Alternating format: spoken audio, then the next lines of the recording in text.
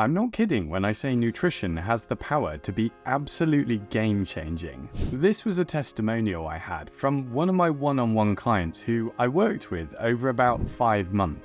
I've been in professional setups in other sports and never felt as clear on my nutrition as when I worked with James. Since working with him, I've lost 11 kilos, but more importantly, set a PB in each race I've done since working with him. Never had an injury, and my recovery times have nearly all but disappeared.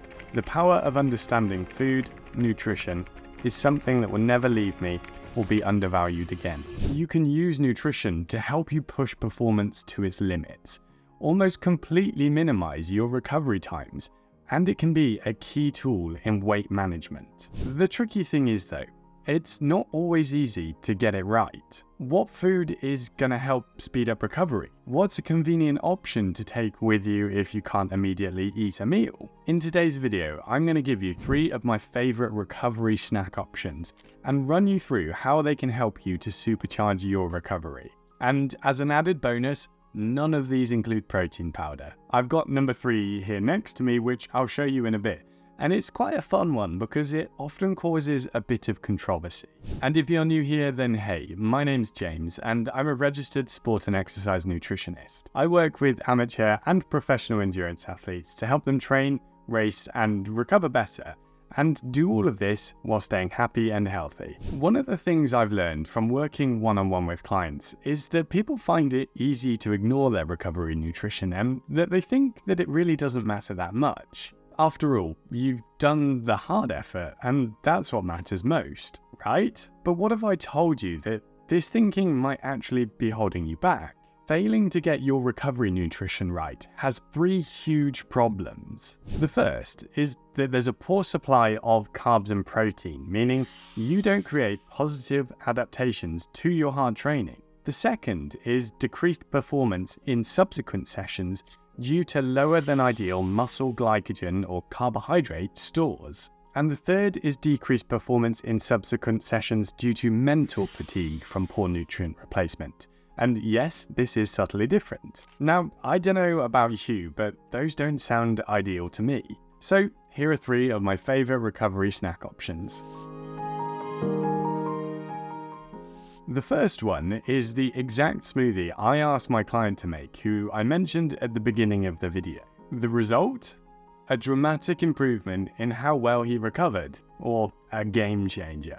This is a super blend of natural ingredients to make a high protein, high carbohydrate recovery shake. You can make it fresh or prep it in advance and take it with you, and you can swap the fruit if you'd prefer. And voila! Your own homemade high protein recovery shake. This contains 550 calories, 75 grams of carbohydrates, 21 grams of protein, 17 grams of fat, and 400 milligrams of sodium. I have something similar after lots of my tough sessions and races, and I can't recommend it more.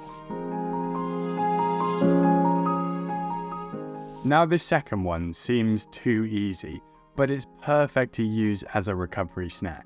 Lots of clients that I work with just don't know what to eat and aren't aware how simple recovery nutrition can be, but still be effective.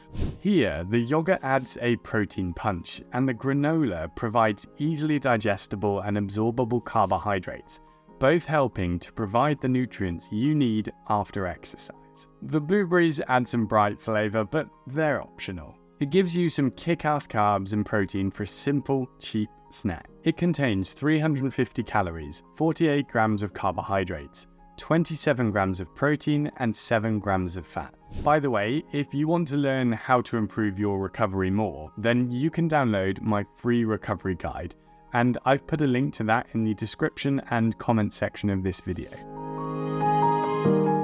Alright, so this one is nice and simple, and it is, drumroll please, chocolate milk. Yep, that's it, chocolate milk.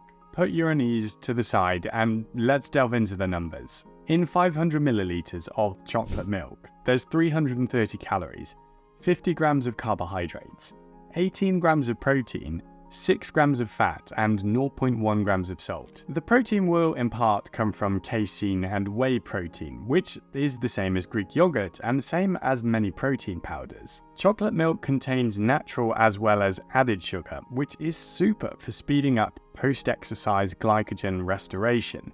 And we know that simple sugars help improve the rate of glycogen resynthesis in your muscles, which is why it's so useful here. It's actually pretty perfect as a simple recovery drink, and this cost me about 44 pence from my local supermarket. It's cheap, effective, and portable, so what's not to love? Now, don't be put off by its junk food status, and instead embrace the idea of context-specific food.